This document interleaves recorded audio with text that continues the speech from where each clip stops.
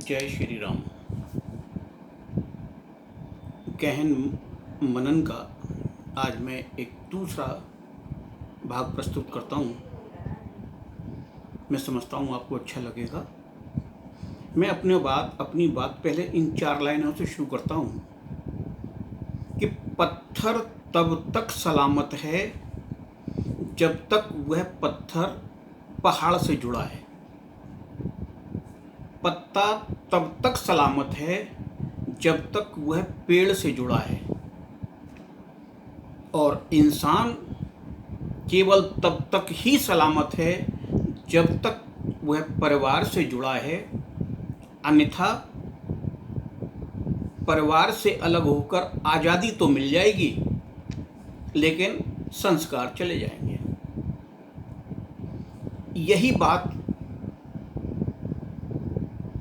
विभिन्न पदों पर, आरूढ़ पदों पर जो स्थित हैं, जो सेवा दे रहे हैं, उन पर भी लागू होती है।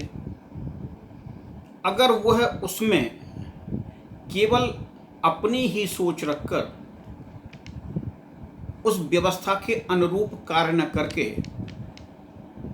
किसी और दृष्टि से सोचते हैं तो वे कभी सम्मान के पात्र नहीं होते। आप इस संसार में किसी भी व्यवस्था में किसी भी पद पर आरूढ़ किए गए हों, यदि आप उस पद पर पूर्ण निष्ठा रखते हुए पद की गरिमा को बनाए रखते हैं और आप उसी में पूर्ण संतुष्ट होकर खुशी खुशी अपने कर्तव्यों का निर्वहन करते हैं, तो ये निश्चित जानिए कि आप हर दशा में, हर दिशा में पूर्ण सफल होंगे।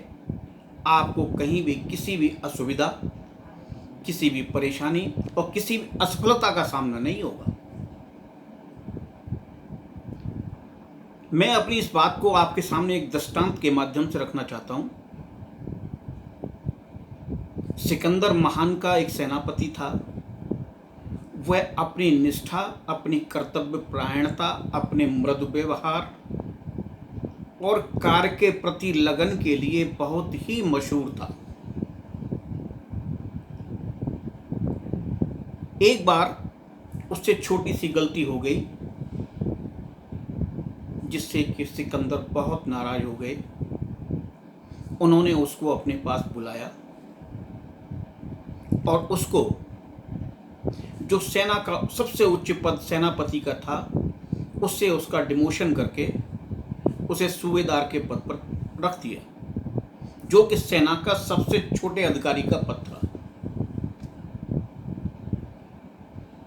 सूबेदार ने यह सिकंदर का निर्णय बड़ी खुशी खुशी स्वीकार किया और उस पद के अनुरूप अपनी वही निष्ठा, अपनी वही कर्तव्य परायणता, अपनी वही लगन, सब कुछ बनाते हुए उसके अनुरूप वो कार्य करने लगा। एक दिन उसको सिकंदर ने बुलाया और उससे पूछा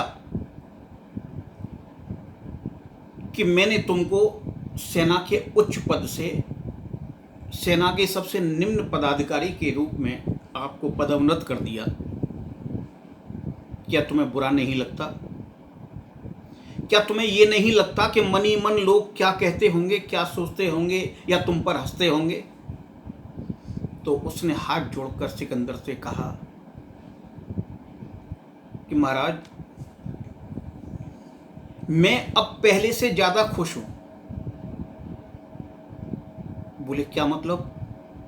बोले मतलब ये कि जब मैं सेना के उच्च पद पे था तो मुझसे सेना के छोटे अधिकारी, सैनिक डरते थे, अपने हृदय की कोई पीड़ा या कोई परेशानी कह नहीं पाते थे।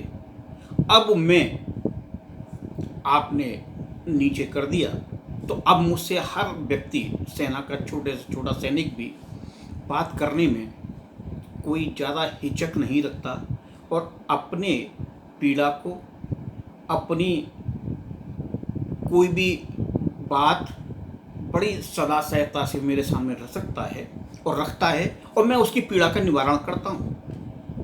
मुझे बहुत आनंद की प्राप्ति होती है। मैं अपने वर्तमान में आपके द्वारा दिए हुए पद पर अपनी पूर्ण निष्ठा के साथ कार्य कर रहा हूँ और मैं बहुत खुश हूँ। आप किसी भी व्यवस्था में हों, किसी भी पद पर हों, अगर आप उसके अनुरूप कार्य करते रहेंगे तो आप सदैव सुखी रहेंगे। महाराज, सम्मान पद में है या मानवता में है? उसने सिकंदर को इंगित करते हुए कहा, मैं सम्मान पद में नहीं मानता, मैं सम्मान मानवता में मानता हूँ। मैं सम्मान परिवार से अलग रहकर या अपनी अपनी चलाते हुए, मतलब साधारण भाषा में कहें तो मैं बड़ा तो हो सकता हूँ, लेकिन जो छोटों के प्रति, छोटों का मेरे प्रति जो सम्मान है वो कहीं कुंठित हो जाएगा और वो सम्मान मुझे नहीं मिलेगा, चाहे औपचारिकतावश वो कुछ भी कहते रहें, देते रहें, दिखाते रहें। सम्मान दूसरों की सेवा करने में है।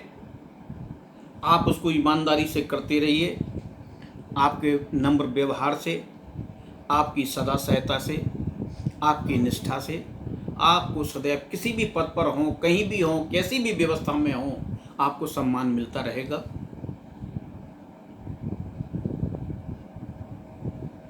तो आज मेरा यही विषय था कि सिकंदर ने फिर उसको, वो सूबेदार महोदय सिकंदर के हाथ जोड़कर अपने घर चले गए। पूरी रात सिकंदर सोचता रहा और अपने व्यवहार पर और उसके व्यवहार पर चिंतन करता रहा और उसको बहुत ग्लानि हुई।